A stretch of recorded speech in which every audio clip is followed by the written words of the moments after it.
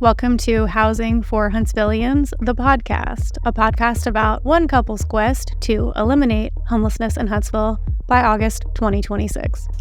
Thank you so much for tuning in to the Housing for Huntsvillians podcast. We are once again joined by a guest, and I'm super excited. We just ran into each other on Facebook, as one does in 2023, about to be 2024. Next week. I'm not ready. It's too early. Where did this year go? So today we're joined by Rika Shipley, and you went to Buckhorn High School. I did. As did Rob. Fellow Buckhorn grad. Yeah. Awesome. I was known as the guitar girl because I always took my guitar to school. That's That awesome. sounds awesome. By the time I got when did you graduate from there? 07. You're a young one. Do that?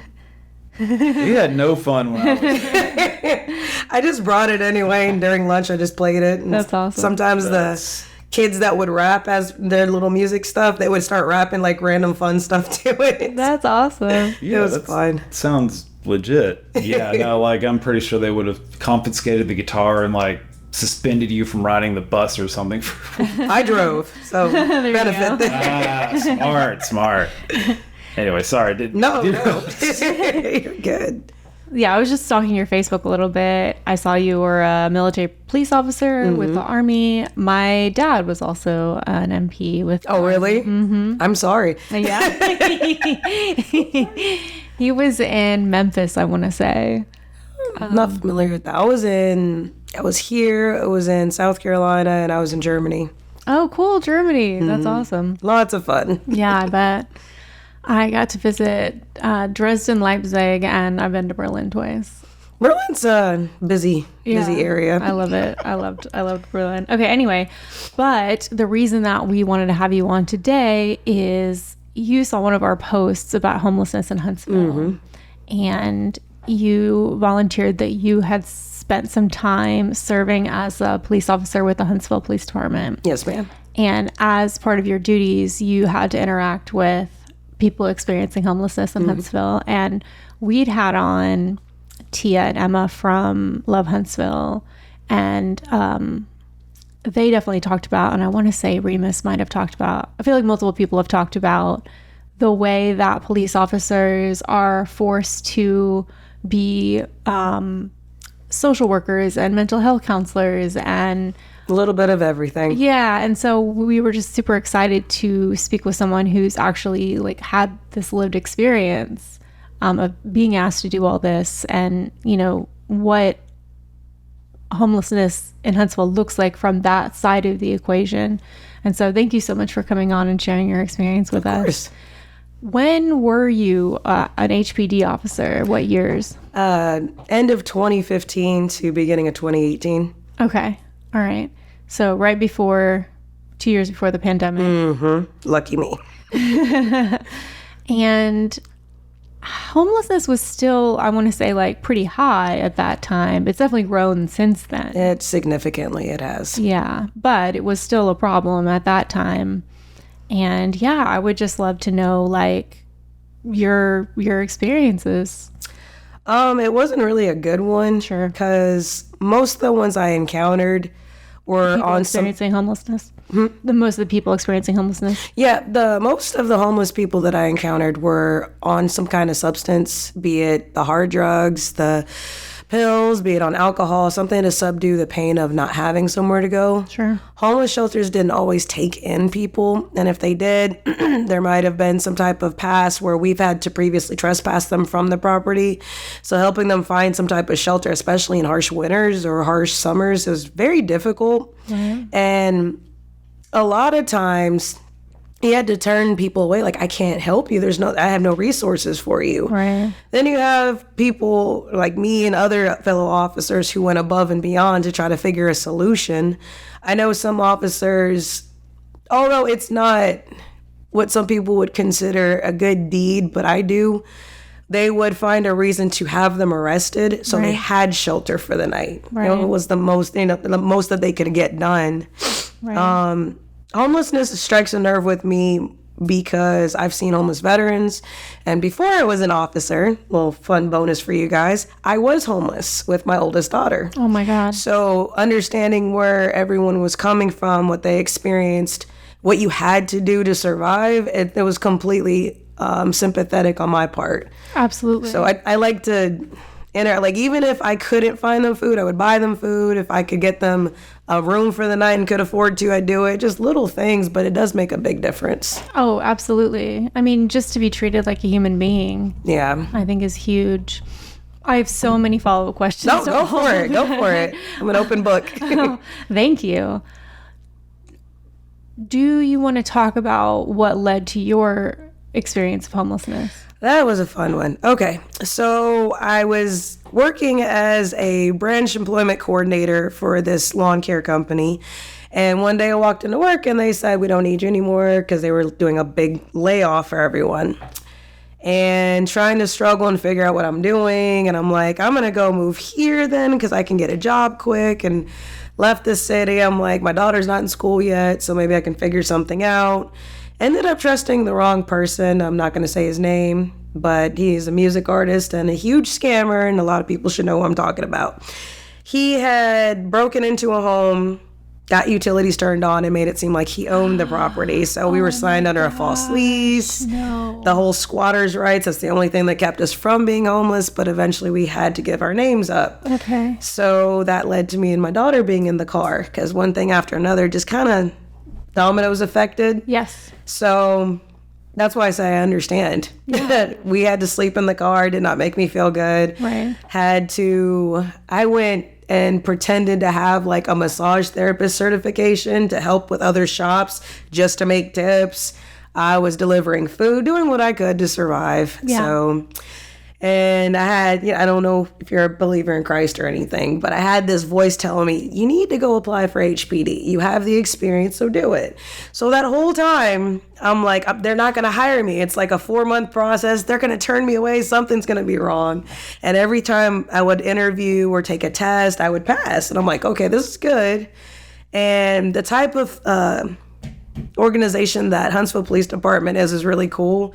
They found out, I mean, they're investigative, of course. They found out that me and my daughter were sleeping in the car. So they actually brought me on to as a company employee early so we could start generating income to have a place to stay. That's amazing. So just trusted the wrong people. Yeah.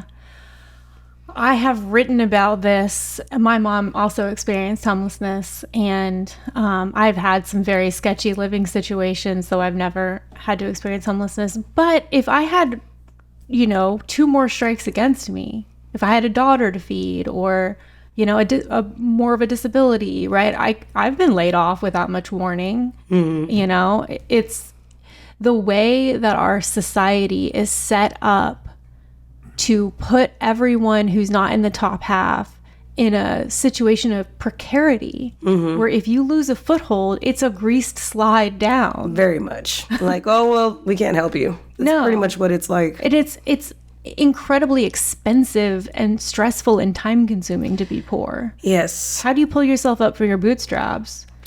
When you don't have a foothold, when there are all these precarities and poverty traps to keep you, and you found an organization that helped you, and I think that's incredible. I would not have expected that, but fantastic. Have you seen the movie? It's the old cartoon, but the Lost Empire of Atlantis. No, it's an old Disney cartoon that came out when I was a kid, and something that one of the characters said is, when you hit rock bottom, the only place to go is up.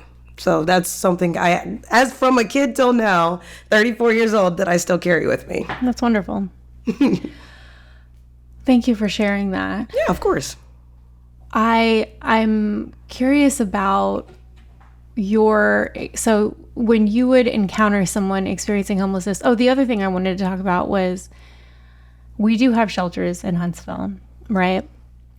But there are people who are not able to avail themselves of those shelters. And so, you briefly mentioned that, but I just want to kind of expand on that. We've talked about this in other episodes, but if you're just not tuning in, for example, if you're a convicted sex offender, you are not able to be in any of the shelters for safety At reasons, all. Mm-hmm. which is understandable to an extent. I mean, part of the problem is we're putting people on the sex offender registry who like urinated in public or, you know, had sex with their girlfriend who was 15 when they were 18, or, you know, things that don't actually indicate that they're a threat to anyone's safety.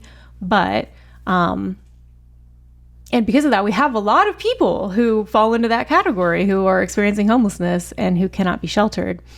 And then, you know, if you've got an active addiction, most of the shelters are not going to let you bring drugs onto the property. Well, that keeps you out of that. And to be clear, most people experiencing homelessness are not in active addiction, but there are a lot. And you're obviously more likely to get called for the people who are experiencing active addiction as an officer than the people who aren't, because they're more likely to need intervention. They're more likely to experience psychosis and to be involved in criminality and or excited delirium, stuff of that nature. Exactly. So many questions. When you are called into a situation where someone needs help, how are you, is there like a list of services that you like go through, or do you just have it in your head, or like what? Officers are required to keep a list of resources. Some keep in the back seat, in the trunk, wherever they can organize it. And they're supposed to have it categorized for every situation. So if there's anything to deal with homelessness, there's usually a great deal of resources we can provide. The only one that was available 24/7 for if we find you at 2 a.m. and you haven't been trespassed and you aren't on any type of substance that might hinder you from getting in, we could, as long as there was a police escort, we can bring them there. But most of the time, if it was a place that they couldn't go to, we just provide the resources. And can you just kind of, maybe not every single one, but go over what kind of resource? So we're talking about shelters. Can you talk about the process with someone having a mental health crisis? Ooh, that's a tough one because it depends on what type of mental health crisis they're dealing with. Okay. In which case, so if someone isn't on their medication and is having an episode, the officer's duty, until further instructed by when HEMSI gets there or contact from some type of physician, is to de-escalate as much as possible. Sometimes they become combative, and unfortunately, you do have to go hands-on. It's against your better judgment, but to limit any type of harm. There was a situation I was in with a kid who, you know, was stronger than me, younger than me. It was a little surprising, but he wasn't on his medication and he kept trying to run into traffic, and it terrified me because I had a kid of my own. So I'm just like, that's my daughter, you know, just let me get as intense as I can. And he had taken his medicine, but it hadn't kicked in.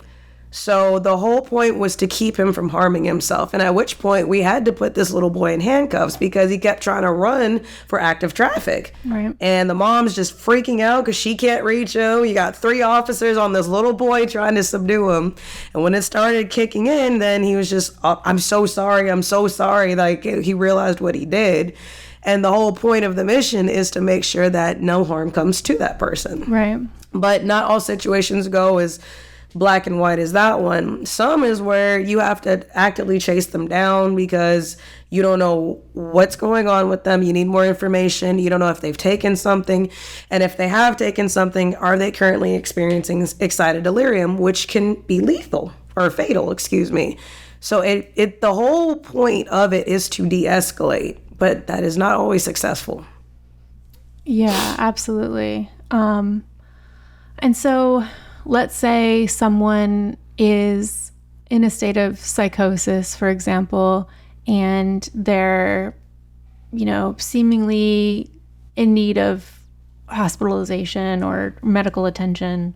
Like, do you take them to Wellstone? Do you take them to the ER? It's usually to the ER, and you call ahead to let them know what your case is, what you have, or who you have. Most of the times they're transported by HEMSI, but if you have to transport, you park in the back. You have the insurance to go in, and you just explain what's going on. They figure out where to put them at. And do you know what the process is after that? Like, do you know what happens to them? I'm not quite sure. Okay. At that point, it's in the hospital's hands after that. Yeah. Hello, tail. Yeah, I know in San Francisco, there was a big problem of people would go in, they're experiencing homelessness. They would go to they'd get like 5150. I don't know if that's a national code or just California or just, okay. Well, most codes are different. So like Okay. there's 10 codes here, but in like Las Vegas where I used to live, it's 400 codes. So it's all different. Okay. So 5150 was basically like this person is a danger to themselves or others. And so they have to go to usually the ER, I think. And then they would essentially be like strapped to a gurney for a certain amount of time, hours usually. And there would be beds, but there would be no like humans to provide services to them for many hours. And then they would be held for 48 hours and then literally just discharged in their hospital bracelet and gown and back into homelessness. That sounds like Cali. It's not the case here. As far as I know, they've taken everyone in and handled them as best as they could. I know they have a strict policy where even if you've been trespassed from the property, if you're having a medical issue or emergency, they will not turn you away. So that's definitely not the case with like Huntsville Hospital or Crestwood. Yeah. Well, they wouldn't turn them away in San Francisco. It would just be kind of a harrowing process. And then they would get out and just be back into what they were dealing with before. Lack of care. Yeah. Like, there's no continuum of care. Mm-hmm. I would love to know what you think would be like some improvements to the status quo or the system or the expectations around how police and people experiencing homelessness interact. Like right now, my understanding is that a lot of cities are implementing policies to effectively criminalize homelessness, right? So this is like, can't sleep outside, it's illegal to panhandle, things like that. And I think that, if you make it a criminal act to, trespass, for example. So let's say someone's camping on city property, right?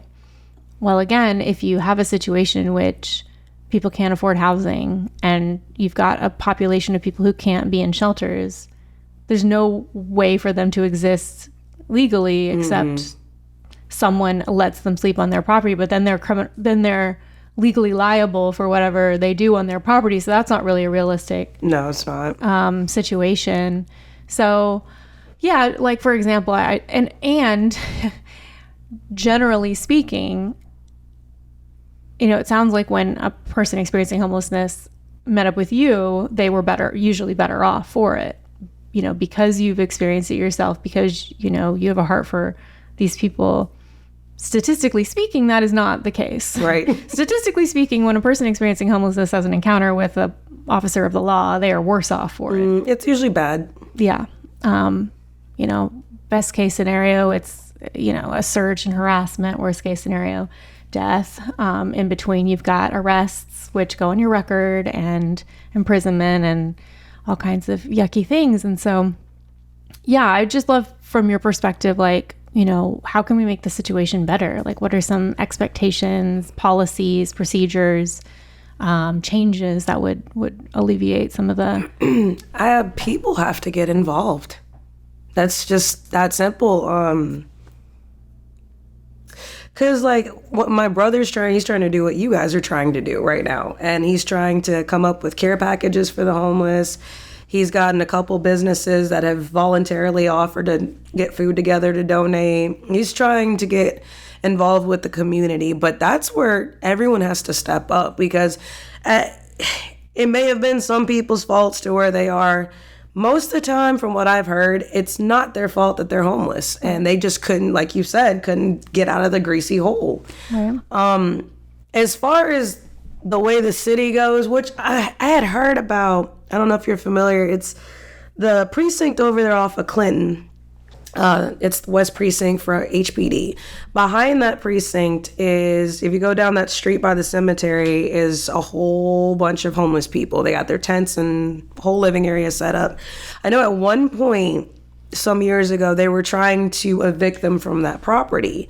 and it ended up not sticking, and they were actually allowed to be there, and they even gave every one of them trash cans so they can put it out and dump their stuff and keep the area clean. I know going around the city, there are certain places you just cannot sleep. It's more so because of an eyesore. People complain, they'll call the police anonymously to get them removed, and they'll tell you, like, I have nowhere to go. Right. It'll be raining. I'm sleeping under the bridge because I don't want to get wet. It's like, I'm sorry, my hands are tied. Right. And it's not something you want to tell someone. So I feel like maybe a petition to at least get some type of program done, because we have a program for the inmates. If you're on good behavior, you get to go out for the day and pick up trash, help the city look good. So why can't we do the same thing with homelessness? Like, maybe come up, there's a girl I met too, which I still think this is an amazing idea.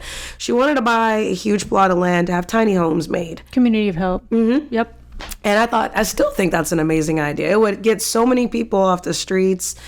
The shelters, I feel like, need to get more involved as well. I've stayed in a shelter, and it seems, I'm not going to name which one, but it seems like they're more focused on the money that they receive as a nonprofit than actually committing to helping the people that are there. Some people legit need help, some need guidance, some just, I need a fresh start, because I know what that's like. And the ones who fell into addiction, for example, are like, I was not supposed to be on this path. It just happened. I'm like, okay, so how do you get out of it?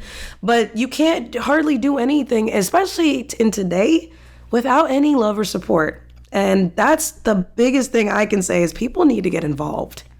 I love that. I couldn't agree more. I do think that there are probably tweaks we can make in terms of how police interact with the community at large and people experiencing homelessness. And I think that's important. I wrote a whole series about suggestions I have for police reform.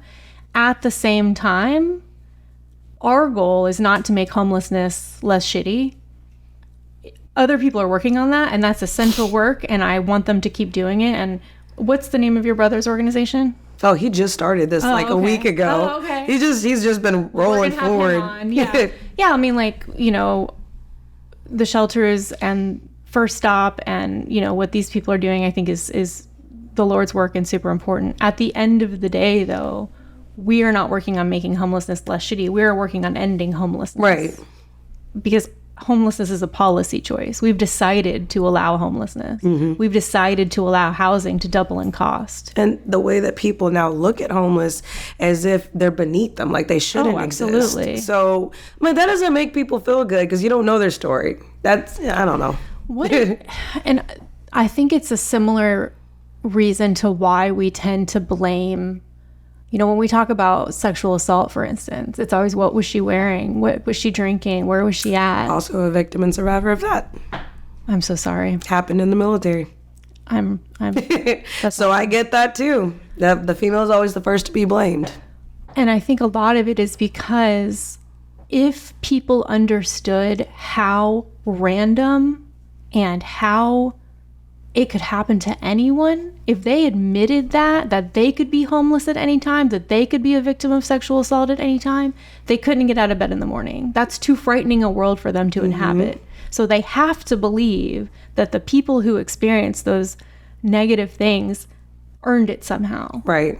They screwed up. They put themselves it was their fault. It's their fault, and I'm safe because I'm making the right decisions. And that's understandable. But that's not how the real world works. Not at all. And it creates systems in which we tolerate sexual assault and we tolerate homelessness because we put the burden on the people experiencing it, versus what are we doing as a society or not doing as a society to keep people safe and housed. And so that's where we're at, is how do we set up policies that help ensure that people stay in their housing, can afford housing where their jobs are, where services are, where they want their kids to go to school. And so at the end of the day, all of these things contribute to the problem. The way that police officers interact with people experiencing homelessness, the way that shelters do and don't get people on a path towards success, the way that, you know, employment and mental health services and like all these things contribute to the problem. But at the end of the day, the cause of homelessness is a lack of affordable housing. And so that's kind of where we're focused as well. And whatever policies we find, and this is something we're still looking into, like what are the policies that are going to have the highest ROI? Well, once we figure that out, that's where the community has to get involved and say, we are not willing to tolerate this. Like, we support these policies that are actually going to fix the problem, because these are human beings. And even if you don't see them as human beings somehow, it's costing you. It's an eyesore. It's crime. It's hepatitis A. Like, it's extremely expensive to tolerate homelessness. So anyway. Thank you. No, I love the passion fire there. And I was like, no, you keep talking. That's great. Anything else you want people to know about homelessness and policing and Huntsville or any of those topics? Well, on all the topics, I would say you really don't know what one compliment or one nice gesture would do. You don't know who is right there on the edge. You don't know when they're ready to check out, because those are the people that you never see. And just to have that one kind act, like, hey, how are you? That means the world to somebody. So rather than turn your nose up and, oh, they're just going to beg for money, oh, they're just going to use it for alcohol or drugs, just take the time to talk to somebody. Same with police, too. It's a rough job, and you get more backlash than you get praise for it. Sure. Like me, as a person of color, I got more backlash from my own kind than anything, because I was considered a traitor. Right. But as far as policing, like, talk with them too, but encourage, like, other officers will get involved if you let them know. That I can speak on. Maybe not all, but they got a big heart with the community because they're a public servant. If you have ideas, share it, but at the end of the day, be kind. Yeah. Because this world is not. Don't conform. Be the opposite. Yeah, I love that. And because the truth is, in a lot of ways, the lowest ROI way you could spend your time is on, like, national and international politics. It will make you insane. It will make you angry. You're going to have very little impact. Second to that is local, because at least you probably can have at least a small impact. But still, from the anger and upsettedness to impact ratio is pretty off. But I love it. I do it. And I think it's important. And a lot of people do. And I appreciate them. But if that's not your bag, I totally understand. It's not for everybody. It's not for everybody. But everyone can be kind. Everyone can offer an encouraging word. Everyone can listen. So everyone can recognize the humanity in other people, even if their circumstances differ from yours. I feel like we need to normalize again being interactive, because it seems that, and I've noticed this increasingly, that it's more secluded than anything. Like, I would much rather you stay out of my way, stay out of my business, go away, this is my bubble, and everyone's comfortable with that. And I really feel like electronics play a big part in that too, but we really need to normalize interacting with one another again. Absolutely. No, I completely agree. I'm slowly making my way through Bowling Alone. And his thesis is, Robert Putnam's thesis is, it was television. Because you see a huge decline in civic engagement and a huge increase in loneliness, atomization, isolation, comparing like 1960 to 1990, right? And what happened? Every home got a television set. Yes, and everyone stayed in. Everyone stayed in, exactly. And I think at first I was a little skeptical, because I feel like there's a very, like, Luddite, anti-technology bent. Because everybody's like, oh, the smartphone's making us lonely. But the more I, read about television, and the more that I read, well, mostly listen to podcasts about studies, I don't know. I think there's something to it. I think there's something to balance. Yeah. Well, and it's, the way I've started to look at it is that being around other humans is kind of like exercise. It is. It's a little uncomfortable.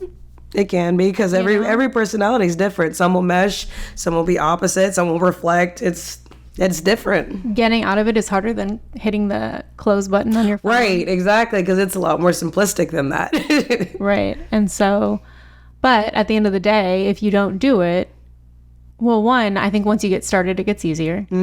the more often you do it, the easier it gets and the more rewarding it gets. And if you don't do it, you're going to atrophy. It's kind of like the exercise rule. The first 2 weeks are always the hardest. After that, it becomes simpler. I apply that to everything. Oh, for sure. So I feel like if someone were to step out their comfort zone for just a little bit, like maybe a couple hours a day, because that's what I did. I was in an abusive relationship. So I was real closed off and I couldn't hang with my friends. I couldn't make new friends. I couldn't do a lot. So when I got out of that situation, I had forced myself to go out like to this little karaoke bar. I would sit by myself and I'm like, I'm going to mingle somehow. I love that for you. So after a couple hours a day for 2 weeks, it became easier. Yeah. And I started making more friends. I started meeting new people. So I feel it's the same method and steps anyway. People just got to try it. And it is hard, and it's the longer you go without it, the harder it is. You know, one of the most insidious parts of loneliness is that it's self-reinforcing. And then it becomes an addictive black hole. Absolutely. And anything outside of it becomes super scary. They've actually done studies, and your brain gets less out of every social interaction the lonelier you are. Ugh. Yeah. I could see that too. Yeah. It makes sense, but, you know, it's not something that's taught. It's not something that's talked about. Hardly ever. Yeah. But I think it's so interesting. One of the reasons I'm so obsessed with housing is that it directly touches everything else I could possibly care about. And one thing that it directly touches is intimate partner violence. Because one of the reasons that people stay in these relationships is because they can't afford housing. They have nowhere to go. In that situation, from experience, everything that you do in your life is controlled and watched. So it's really hard to get out, especially if there's kids in the mix. You can't just up and leave. Like, if it was just you, you might be able to swallow your pride and like, if I have to sleep in my car till I figure it out, cool. But 9 times out of 10, it's not just you. So yeah, that happens way more than people are willing to talk about as well. And some people are like, I would much rather be homeless and live on the street and figure it out than ever go back there. And other people are terrified because they don't know any other way than what they've conformed to know, what they've been, where you're groomed to know it. Yeah. And I think it's so easy, again, for people to think, well, I would never, or, you know, what's wrong with them for staying? Right. Those, I've learned the most judgmental on a situation are the ones who have never experienced it. Of course.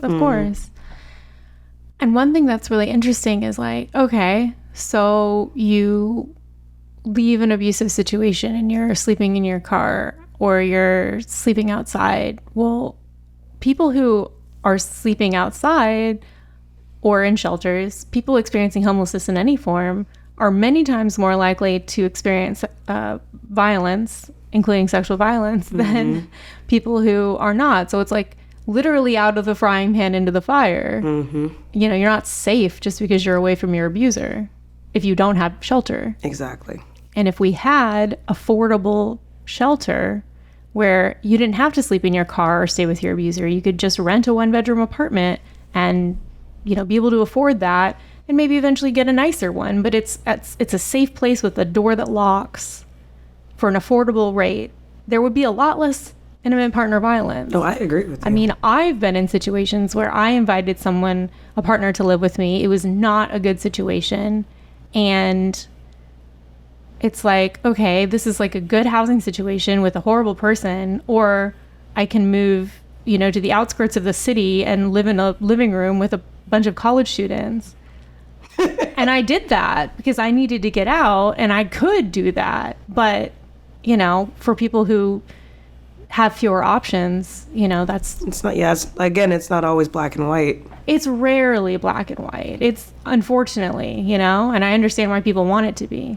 But everything, I'm not gonna say everything comes back to housing, but it kind of does. It really does. You know, like, it doesn't matter which direction you do, it always comes back to the bubble. It's like it's you know, food, clothing, shelter. These are things we need for life, and the fact that we've made something that everyone needs to survive a way for a certain segment of the population to get rich I think is a real problem. Yeah. So, anyway, I could speak to you forever. Told you, I'm an open book. You have had a very intense life, and you're so open about it. Because I want people to learn. It's I've learned from older people that like they're always the wisest. And I'm like, I figured the wisest are the ones who endured the most. So being able to share my intellect on what I've experienced might make people think twice if a situation were to arise. Maybe help. I don't know. I think that's absolutely true. I think when you're thinking through, like, why did this happen to me? One of the things I think about is so I can relate to people who that's also happened to them. Same mental state. Yeah. And the other thing I think about is in AA, they say you're only as sick as your secrets. Mm-hmm. And I think that's very true. But it's, people will judge you, you know? Nobody wants to be judged. And the same people that judge also have stuff they don't want people to judge them on. Totally. So better to get the spotlight on you than me. That's how society is now. Yeah. Well, thank you so much. Of course. Oh my gosh. We're going to have you and your brother on and talk about like what, you know, how we can organize and how is he connected to the Love Huntsville group? Not yet, Okay. but I did tell him to get in touch with them as well. Awesome. He's excited. He wants to meet y'all too. Okay, good. He was like, yeah, I need to go get a part of this. Hell yeah. That's awesome. And is there anything you want to point people to as far as like, do you like write online or do you, okay. All right. I'm just in the community. You see me everywhere. I love that. Not bowling alone. No. And if I do, then I always make a friend somehow. Like, hey, you want to bowl? Okay. That's amazing. Awesome. Well, thank you again. Of course. Thank you for tuning in to Housing for Huntsvillians. This podcast is a project of Huntsville New Liberals. Sign up for our newsletter and RSVP to our monthly happy hour at HuntsvilleNewLiberals.com.